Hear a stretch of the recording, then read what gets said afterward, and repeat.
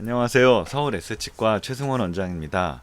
오늘 설명드릴 내용은 보철물의 관리에 대해서입니다. 저번 시간에 그 저희가 치료한 보철물의 수명에 대한 내용을 말씀드렸습니다. 모든 보철물은 아무래도 입안에서 기능을 하다 보면 마모도 일어나고 속으로 충치가 진행되는 경우도 생기고 해서 평생 평생 쓰는 게 좋기는 하지만 평생 쓰기는 좀 무리가 있다라는 말씀을 드렸었고요. 그러면은 수명이 정해져 있는 건 알겠는데 어떻게 하면 좀 더 오래 쓸 수 있을까라는 것을 궁금해 하실 것 같아서 오늘은 그 관리 방법에 대해서 간단하게 내용을 설명드리겠습니다. 보철물 관리는 이제 치아가 이렇게 있고 여기에 이제 크라운을 이렇게 씌우게 되잖아요.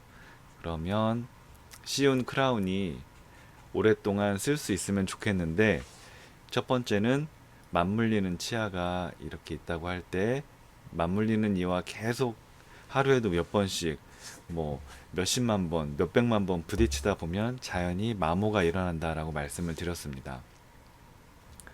그래서 관리의 첫 번째는 먼저 이 힘에 대한 부분을 조절을 해야 될 필요가 있겠고요.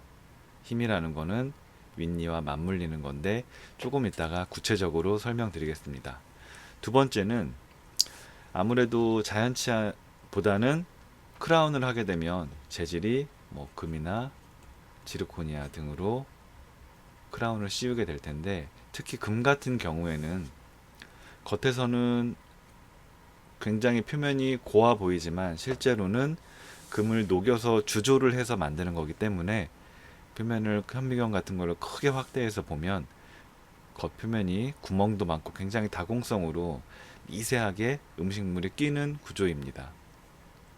자연치아보다는 그 금니 주변으로 아무래도 플라그가 많이 붙기 때문에 플라그가 붙은 것들이 결국 잇몸에 염증을 일으켜서 잇몸에 안 좋은 영향을 주겠죠. 그래서 두 번째는 세정, 세척, 깨끗이 잘 관리하는 부분에 대한 내용입니다. 그래서 관리에 대해서는 크게 힘을 조절을 잘 해주고 두 번째는 보철물 주변을 깨끗하게 닦아준다. 이렇게 이해하시면 되겠습니다. 그러면 하나하나 좀 더 구체적으로 살펴보겠습니다. 구강 내에서 몇 년 정도 사용한 금으로 된 그 브릿지의 모습입니다. 골드 브릿지인데요. 제가 좀 전에 말씀드린 것처럼 이 정도 크기로만 봐도 표면이 굉장히 구멍도 많고 아무래도 이렇게 표면이 자연치아에 비해서 매끄럽지 않기 때문에 자연히 음식물들이 좀 잘 붙게 되겠죠. 그래서 그런 부분이 첫 번째고 두 번째는 크라운 지금 브릿지를 예를 들었는데 브릿지라는 거는 이렇게 치아가 하나 빠져 있을 때 양쪽 치아를 깎아서 걸어 가지고 만드는 거잖아요. 저희가 이제 힘 말고 세정에 대해서 말씀을 드렸는데 치아 주변을 잘 닦는 부분 치아 주변을 잘 닦을 때는 칫솔질도 물론 중요하지만 칫솔질과 치실을 혹은 치간 칫솔을 잘 사용해서 칫솔이 닿지 않는 부분을 깨끗하게 닦아주는 것이 무엇보다 중요합니다. 하지만 브릿지의 경우에는 이게 이렇게 붙어 있기 때문에 이 사이로는 치실이 들어가지 않습니다. 그리고 이렇게 매달려 있는 치아 잇몸 쪽에 닿는 부분 있잖아요. 그쪽을 닦을 방법이 참 애매한데 여기는 슈퍼 플러스라고 해서 대표적인 이제 오랄비에서 주로 저희 치과에서도 오랄비에서 나온 슈퍼 플러스를 사용을 하고 있는데 슈퍼 플러스를 잘 보면 한쪽은 뻣뻣하고 복슬복슬한 털이 있고 그 다음에 일반 치실 이렇게 세 가지 부분으로 되어 있습니다. 그래서 뻣뻣한 부분을 이쪽으로 집어넣어서 치실을 여기로 이렇게 통과시켜 가지고 밑을 이렇게 쓸면서 매달려 있는 치아 밑을 닦게끔 하는 치실인데요. 이런 슈퍼플러스 등등을 이용해서 그 치료하신 보철물 주변을 최대한 깨끗하게 닦아주는 그런 관리가 이제 첫 번째로 필요합니다. 두 번째는요, 이게 처음에 금리를 했을 땐 이렇지 않았을 텐데 이런 부분들 이렇게 많이 마모가 돼 있잖아요. 그래서 이분은 마모가 되면서 얇은 부분이 구멍까지 나 있는 상태인데, 그 아무래도 치아가 기능을 하다 보면 마모가 일어나는 부분들이 생깁니다. 그런데 이게 위에 니가 이렇게 있다고 치고 아래 니가 이렇게 있다고 치면, 아이고, 이렇게 있다고 치면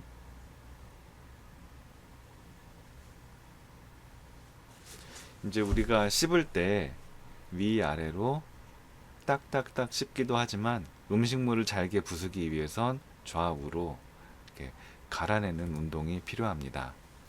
그런데 이제 그 좌우로 갈 때 이게 윗니고 아랫니인데, 윗니 아랫니가 예를 들어 이쪽 방향으로 갈 때는 이런 데가 닿으면서 쭉 갈릴 거 아니에요. 그리고 이쪽 방향으로 갈 때는 여기랑 여기가 맞닿으면서 쭉 갈릴 거고. 근데 이게 지금 이제 치아가 윗니가 뺨 쪽에, 이게 뺨 쪽이니까 뺨 쪽을 기준으로 해서 아랫니가 뺨 쪽으로 움직일 때 가는 힘은, 뺨 쪽으로 움직일 때는 걸리는 부분이 있어도 어느 정도 근육이 그렇게 크게 일을 하지는 않고 적당한 힘으로도 갈려요. 그래서 이때는 이렇게 뺨 쪽으로 움직일 때 맞닿는 면은 그래도 힘이 좀 덜 받는데, 아랫니가 혀 쪽으로 움직이면서 갈 때는 혀를 혀 쪽으로 움직이게 하기 위해서 굉장히 센 힘이 가해지게 돼요. 그리고 혀 쪽으로 움직일 때 마찬가지로 반대편을 생각하면 반대편에서는 아랫니가 이게 혀 쪽으로 움직이면 얘는 뺨 쪽으로 움직일 거잖아요. 그래서 뺨 쪽으로 움직이면서 혀 쪽까지 걸리면 이걸 이겨내느라고 굉장히 센 힘이 가해지기 때문에 그때는 여기에 굉장히 힘이 커지고 큰 힘이 가해지고 그만큼 마모도 빨리 됩니다. 처음 이를 끼웠을 때는 당연히 이제 점점점 닿고 저희가 닿는 점을 조절을 잘 하게 되는데, 이게 입안에서 계속 쓰다 보면 먼저 닿는 부분들이 마모가 생기면서 6개월이나 1년 정도 지났을 때 보면 내가 처음에 닿게 했던 점이 닿는 게 아니라 다른 곳이 막 닿고 이런 부분들을 많이 볼 수가 있어요. 그래서 특히나 지금 말씀드린 아랫니가 혀 쪽으로 움직일 때 닿는 점이 처음에는 안 닿게 했었는데 마모가 일어나면서 닿기 시작한다. 그럼 이때는 여기를 갈아서 다시 띄워주는 작업들이 필요합니다. 이게 치과에서 보면 치과에 뭐 적어도 6개월에서 1년에 한 번 정도 정기 검진이 꼭 필요합니다라고 말씀을 드리잖아요. 정기 검진할 때 주로 보는 게 이렇게 교합을 체크해서 내가 원치 않는 곳에 힘을 받고 있으면 그거를 조정해주는 작업이 필요합니다. 이렇게 교합 조정을 해줌으로써 큰 힘이 가해지는 것을 막아주고, 그래서 적당한 힘으로 계속적으로 잘 기능을 할 수 있게 조절을 할 수가 있어요. 그렇게 되면 마모가 일어나긴 일어나지만 그래도 상대적으로 조정이 전혀 안 됐을 때보다는 좀 더 관리를 잘 할 수 있게 됩니다. 그래서 지금 말씀드린 내용이 바로 힘에 관한 내용입니다.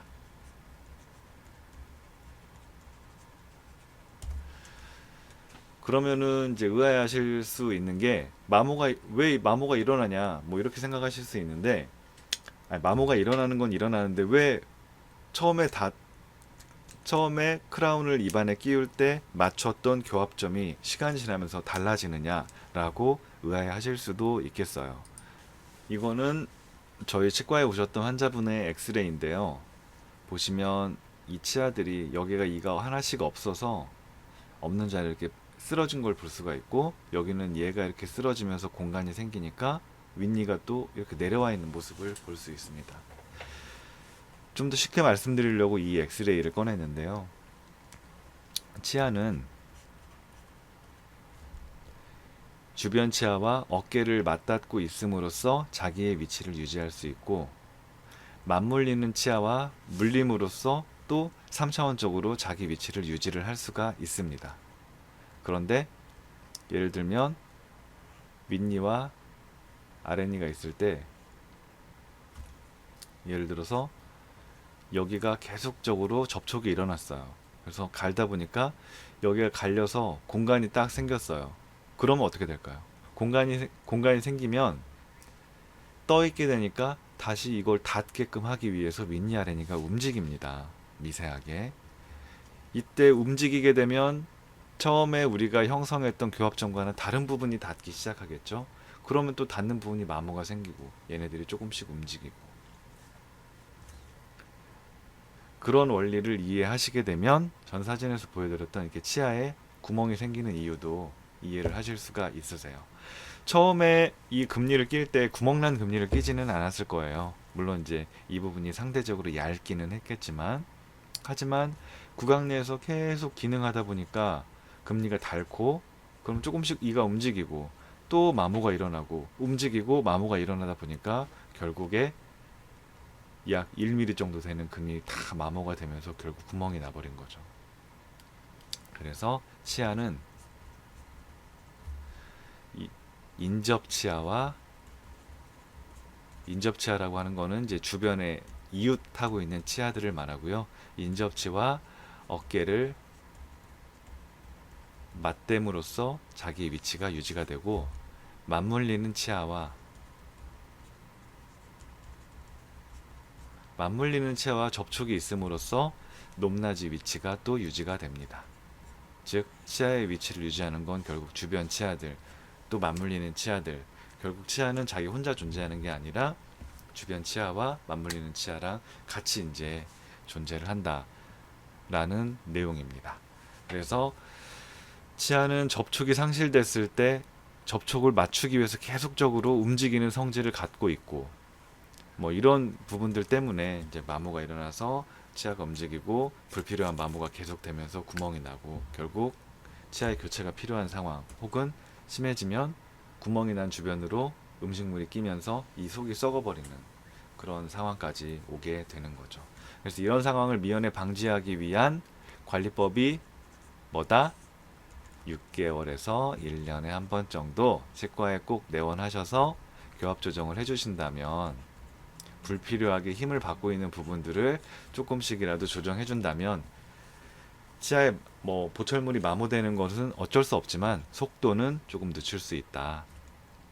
이런 내용을 첫 번째로 말씀드리고 싶고요. 두 번째는 아까도 간단히 설명드렸던 것처럼 그 클리닝,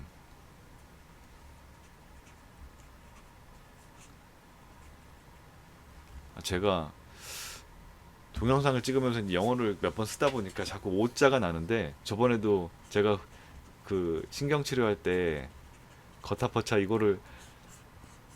거타포차라는 단어를 거의 이제 제가 쓸 일이 없다 보니까 그냥 말로는 하는데 손으로 이렇게 쓰질 않다 보니까 이것도 오자가 나서 어떤 또 친절하신 분이 댓글로 지적을 해주셨는데, 어쨌거나 그래서 잠깐 클리닝이라는 단어를 쓰면서 순간 멈칫했습니다.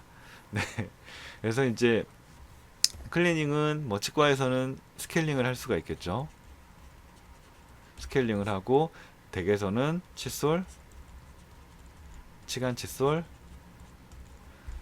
치실, 혹은 브릿지를 했을 경우에는 슈퍼플러스.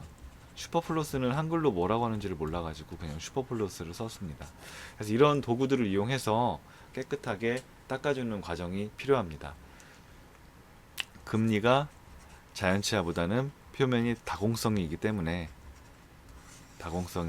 아무래도 플라그가 잘 끼고 이런 부분들로 인해서 치아 주변의 잇몸이 망가지면, 이는 멀쩡한데 주변의 잇몸이 망가지면 이가 흔들흔들하면서 아예 통째로 뽑히는, 최악의 경우에는 그런 일이 생길 수 있잖아요. 그래서 그런 부분들을 방지하기 위해서 이러한 치과에서 마찬가지로 교합 조정을 하면서 스케일링은 1년에 한 번 정도는 하실 거고, 그리고 댁에서 매일매일 잘 닦아 주신다면 아무래도 이제 고생해서 치료한 보철물을 좀 더 오랫동안 유지 관리하시는데 도움이 되지 않을까라고 생각합니다. 마지막으로 이 사진을 보면서 오늘 내용은 정리하겠습니다. 이거는 저희 치과에서 최근에 끼웠던 지르코니아 크라운이고요. 얘는 예전에 다른 치과에서 하신 크라운이에요. 보면 얘는 많이 갈려 있기도 하고 이제 낄 때 교합 조정이란 높이를 맞추면서 이제 갈아낸 흔적인데 그게 이제 갈려 있고 또 오랫동안 쓰시다 보니까 씹는 면 형태가 많이 뭉개져 있습니다. 하지만 처음 낀 건 이렇게 골도 살아있고 뭔가 형태가 자연스럽잖아요. 이런 자연스러운 형태를 오랫동안 유지하고 싶을 때는 항상 말씀드렸던 힘과 세척, 세정 이 두 가지를 잘 기억하시고 치과에서 교합 조정과 적절한 스케일링을 통해서 혹은 잇몸 치료를 통해서 잘 관리를 해주신다면 오래오래 깨끗한 치아를 쓸 수 있지 않을까라고 말씀드립니다. 오늘 준비한 내용은 여기까지고요. 오늘도 긴 동영상 시청해 주셔서 감사드립니다. 서울 S치과 최승원이었습니다.